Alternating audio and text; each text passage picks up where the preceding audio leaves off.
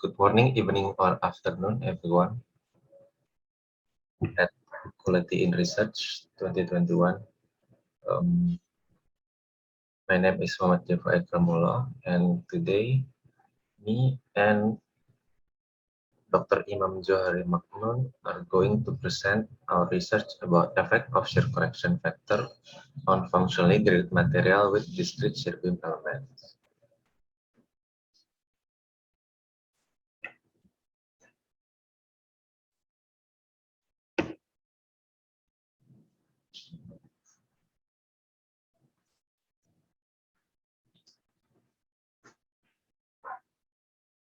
In this presentation, we will discuss about functionally graded material as a composite material and its usage, how to model such composite structure using discrete shear beam elements in MATLAB, using finite element method and the non-constant nature of shear correction factor of functionally graded material beam due to its different material composition, and what is the formula used to calculate its shear correction factor. The goal of this research is to calculate and to find out the effect of shear correction factor value usage on the deflection of functionally graded material beam.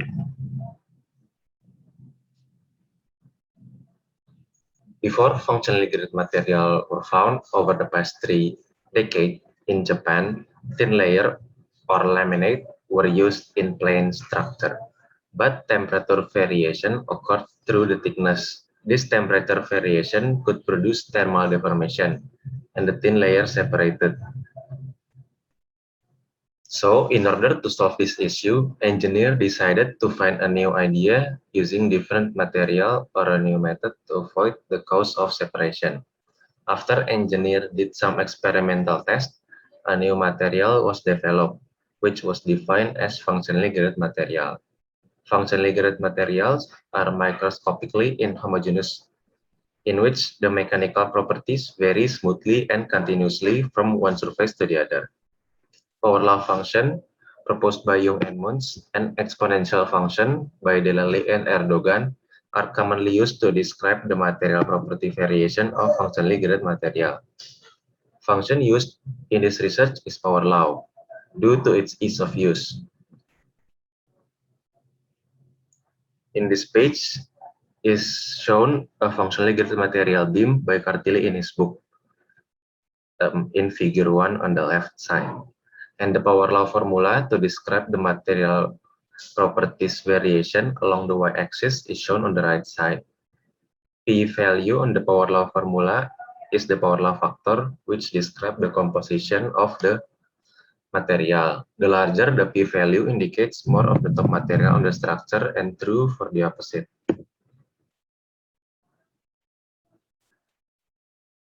In order to model the deflection of functionally graded material beam using finite element method, firstly an element needed to be chosen. In this research, discrete shear beam element, which is developed using Timoshenko beam theory, will be used to evaluate the effect of shear correction factor for the functionally graded material beam structure. Discrete shear beam element is derived from an energy equation by Kartili in 2006 in his book, which describes discrete shear beam element in detail. The consideration to use this element for this research is that discrete shear beam element used quadratic approach and consider shear transversal effect, which is detailed in this paper, in hopes of modeling the deflection as close as possible to the real deflection. In order to model the functionally graded material on discrete shear beam element, we integrate power law function into the elasticity of the material and write the combined stiffness matrix equation using MATLAB to add the gradation of functionally graded material beam on the discrete shear beam element.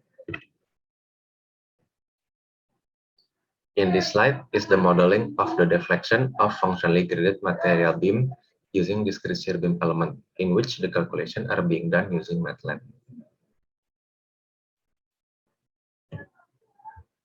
In order to accurately assign shear correction factor to a non-homogeneous beam, a formula is created by Raf Hamena in his journal, Analytical Solution for Static Shear Correction Factor of Functionally Graded Rectangular Beam, published in 2012. which derivate the equation for the shear correction factor for functionally graded material beam that is used in this paper. As functionally graded material beam consists of non-homogeneous material, it is more accurate to use the shear correction factor formula for functionally graded material beam derived by Raphamena in the previous slide. But as a convenience, deflection calculation are sometimes simplified by using commonly used shear correction factor, namely shear correction factor of K equals 5/6 for a rectangular surface.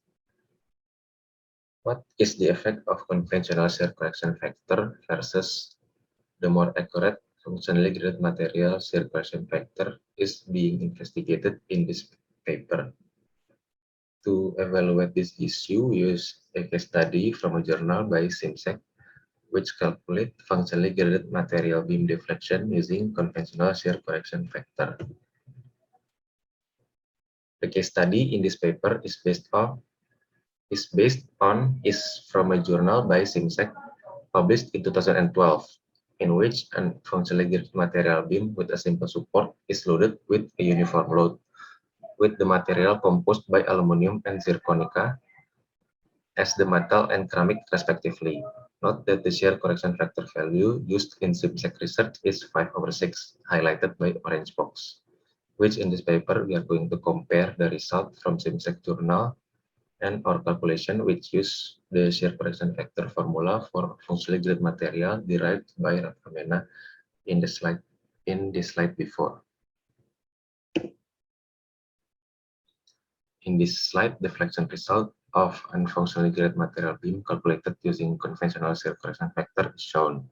The calculations are being done using two different theories, Timoshenko beam theory and high-order shear deformation theory by Reddy. Now for the result and discussion. The results shown in this slide are a simply supported beam calculated using a power law factor of 5 and the number of elements dividing the beam up to 128 elements.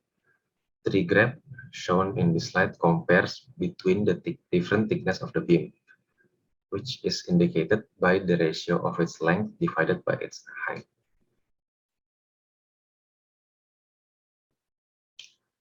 To find out how much does the thickness of the beam influence the result of the calculation, the finding shows that as the thickness of the beam decreases, the beam deflection calculation results are closer between the beam with conventional shear correction factor, indicated by the red line, and the beam with functionally graded material shear correction factor, indicated by blue line, with error value of 0.4% for the case with thickness factor of 4 up to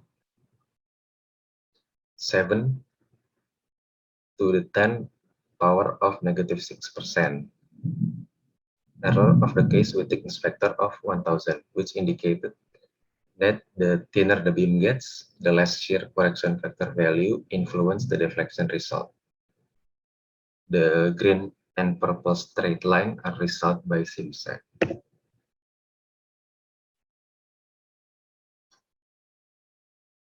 After the thickness influence has been known, the following evaluation will be carried out for thickness length per edge equals 4.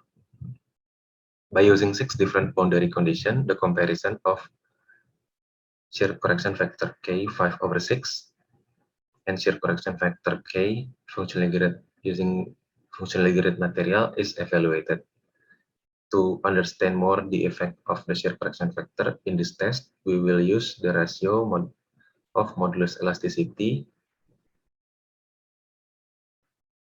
E top over E bottom equals 0.35 and E top over E bottom equals 20 to represent different material ratio. The results shown are a collection of differently supported beam calculated using power law factor from 0 to 10. And the largest error number is taken for this table for its respective support and number of elements dividing the beam up to 128 elements. For A top divided by A bottom equals 20, it can be seen that the percent error is significantly larger than the case with E top over E bottom equals 0.35. The larger error value is 25.75% compared to 1.4% in the previous case. So the modulus of elasticity ratio affect the result in the displacement calculation, in which the larger the material ratio, the more influence different shear correction factor give to its deflection. As for the support, the result shown that clamp on both sides is being influenced the most by shear correction factor, indicated by its error value, which is the largest out of all 6 tested support. In order to understand why clamp on both sides support being the most influenced by shear correction factor, we calculate its energy requirement to be bent into its displacement value and how much of that energy is shear energy.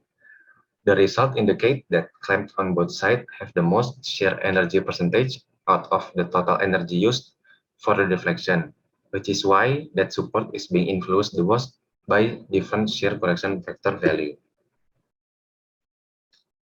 And now for the conclusion. Based on the test carried out on the displacement of the functionally graded material beam using conventional shear correction factor and the functionally graded material shear correction factor, we found that the implementation of the functionally graded material shear correction factor to the discrete shear beam element results closer to the reference value starting from 8 elements. Moreover, the effect of shear correction factor on discrete shear beam element has a greater effect on thick beam, indicated by the length divided by h is less than 4, and thin beam indicated by length divided by h more than or equal to 20. We also found that in beam with modulus of elasticity ratio E or E top divided by E bottom equals 20, the error value is greater than in beam with modulus of elasticity ratio E top divided by E bottom equals 0.35. The effect of functionally graded material shear correction factor usage is greater in beam with large E top per divided by E bottom ratio. And the support which has the most sensitive result regarding the usage of shear correction factor value is clamped on both sides. Thank you for the presentation and thanks for listening. Now for the question, if there's any, and goodbye. See you next time.